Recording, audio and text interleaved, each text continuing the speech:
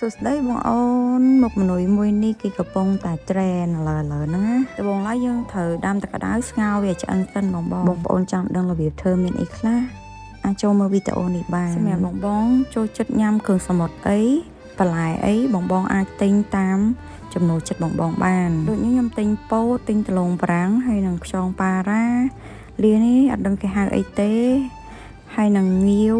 ហើយមួយមុខទៀតគឺបកាហ្នឹងគឺចូលជាតិខ្លាំងមកបងចូលវគ្គធ្វើគ្រឿងផ្សំម្ដងបងខ្ញុំមានប៊ឺមានខ្ទឹមសខ្ញុំប្រើខ្ទឹមសច្រើនខ្លាំងព្រោះអីអាហ្នឹងយើងដាក់ខ្ទឹមសរត់តែច្រើនរត់តែឆ្ងាញ់ហើយចំពោះចាននេះវិញមានខ្ទឹមសហើយនឹងម្ទេសផ្លោកស្រស់បងខ្ញុំកិនចូលគ្នាហើយនេះគ្រឿងបោះ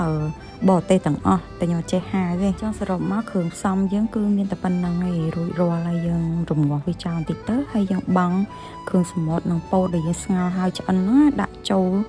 យើងឆាឡើងឲ្យវាចូលជាតិគ្នាទៅប៉ុណ្ណឹងរួចជាការស្រេចហើយចំពោះគ្រឿងផ្សំដែលខ្ញុំសរសេរនៅខាងមុខហ្នឹងបងអាចរកទិញក្នុងផ្សារទំនើបបានណាហើយចំពោះរសជាតិវិញបងឲ្យអ៊ូយហ្មងចាសម្រាប់បងដែលចង់បានរកកម្មវិធីស្អាតបងអាចជួយចូលទៅឆែកក្នុង account Facebook មួយនេះបានអរគុណ